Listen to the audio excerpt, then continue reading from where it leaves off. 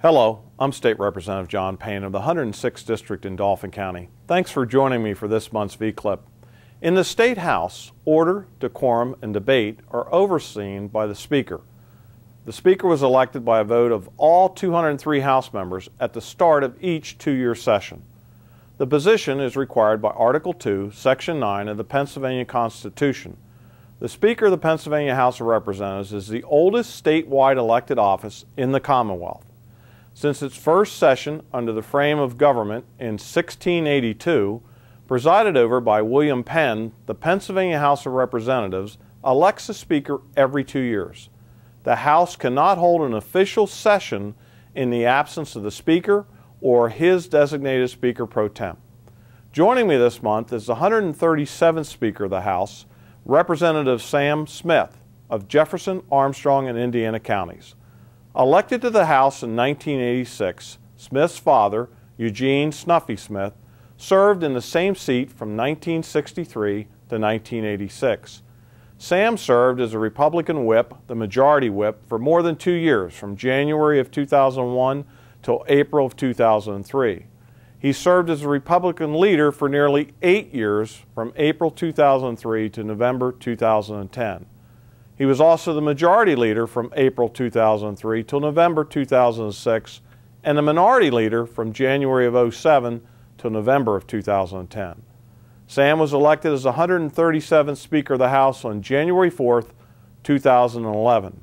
Currently serving his 13th term in the State House, representing Jefferson, Armstrong, and Indiana counties, please welcome with me State Representative Sam Smith. Mr. Speaker, thanks for joining me today. Thank you, John. It's a pleasure to be here. Well, thank you. I think one of the things I was trying to do today was just to get you to tell us a little bit about what are the challenges of being Speaker of the House? Well, after 2 months, I'm not sure I know all the challenges yet. But obviously, the main role of the Speaker is to maintain decorum on the House, to sort of see that the action is done in a fair way in terms of the debate, and you're in charge of just running through the calendar and the process of the day. So probably the initial challenge is just the fact that you have to try to keep people's attention on what we're doing, and the distractions on the floor. Members are talking about other things because it's a time to get together, and you can catch somebody. So keeping their attention and yet trying to maintain a balance in the debate, not let somebody get too far off track and get into extra issues beyond what the issue of the moment is probably one of the challenges. And then I think for me personally it was an adjustment to recognize that you're no longer the pure and simple Republican floor leader, or it could be the Democrat floor leader. You're presiding over the entire House, so you're one step removed from sort of the day-to-day kind of typical kind of issue clashes on the issues. You're once removed from that, so making that adjustment is one of the other things that personally has been not a challenge, but something I had to consciously think about. Yeah, you bring up some interesting points. When the students come up, or if somebody's in the gallery, they'll often comment about, you guys are the worst class in the world because you don't pay attention. There's guys on the phone making phone calls, they're over talking in groups. We're making information about tomorrow's session or next week's public hearing on a bill.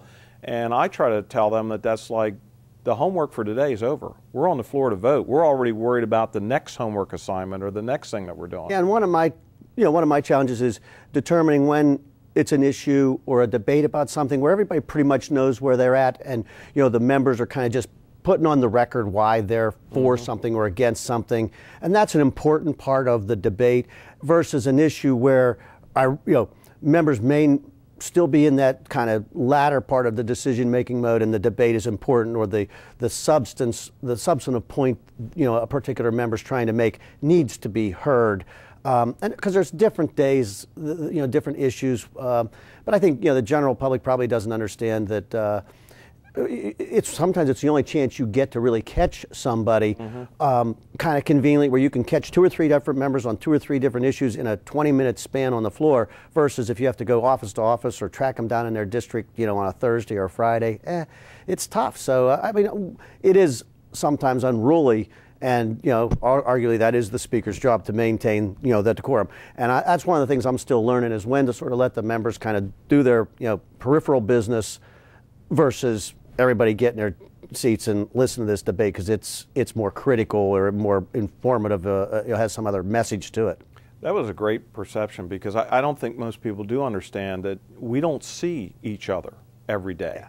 And we certainly don't see each other when we're not in session. They all go back to their districts. Yeah. And while I'm close to the Capitol and many people can see me every day, a man or woman from Erie or Pittsburgh or Indiana County is not going to be in the Capitol every day. Yeah, I mean, I think, if you're on members on a committee see that group of members more often because you might have committee meetings or committee hearings, so you have a little bit of a network there. But when it's somebody who's not on any of the committees you're on, and you have either an issue that you're working together on or an issue that you may be kind of on opposite sides but need to work it out, sometimes the floor is the only convenient time where you're pretty sure you're going to be able to see that person and go grab them and talk about it. So again, my role is sort of balancing that out, and trying to decide when we need to slow those conversations down versus allowing them to sort of percolate. Probably one of the other interesting roles as Speaker is, again, as I mentioned, you're kind of once removed from the day-to-day kind of floor leader clash on issues, and I say clash in the sense of the classic debate, not in the partisan bickering, which that doesn't exist, but as Speaker, you're once removed from that a little bit. You're somewhat of a mediator. You can sort of say, okay, you guys go ahead and bang heads for a while. And sometimes you're kind of a referee, all right, go back to your corners, let's think this over.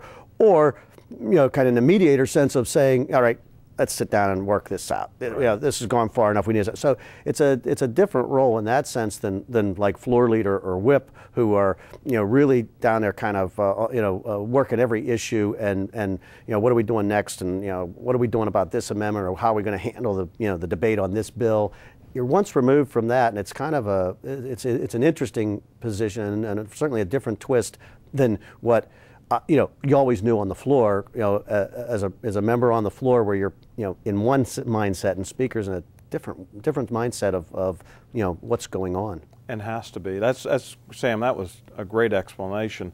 I want to close on this. In addition to Speaker and having to control 203 people in our House, you also have to deal with the Senate. You have to deal with the governor. You have to deal with all the players to try to get some common ground on some key issues. Yeah. Because as we all know, after being here any length of time, you can pass a bill out of the House, but if there's not agreement with the Senate or the governor, it's not going to become law. Yeah, you mentioned my father in the opening, your opening remarks. The first thing he told me coming to Harrisburg, he said, just remember, if you can get 102 votes in the House, 26 in the Senate, and 1 in the governor's office, you can do almost anything you want. And I've always remembered that because it's just the point you were making. And yet, you're right. I have the same constituency back home as you have, here in Dauphin County. And so I have, I've always characterized it's like I have two constituencies. I have the constituency back home, which is the primary group of people that elected me, and I have to remain, faithful to what their interests are. But whether it's as a floor leader, a caucus leader, or as the Speaker of the House, you sort of have this secondary constituency of the members of the House of Representatives, because you're the Speaker of the House. You're kind of the leader of that body, the figurehead in some ways, but you're the leader of the whole body.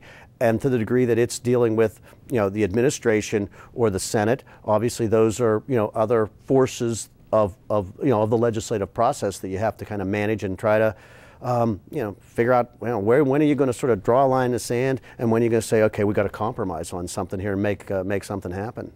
That's why you're a great speaker. Sam, thanks for joining me. Thank you for joining me this month's V-Clip. As a reminder, I'll be sending an update each month as a way to keep you informed in the issues taking place in Harrisburg and throughout the 106th District. If you have any questions, please contact my office. The contact information appears within this email message.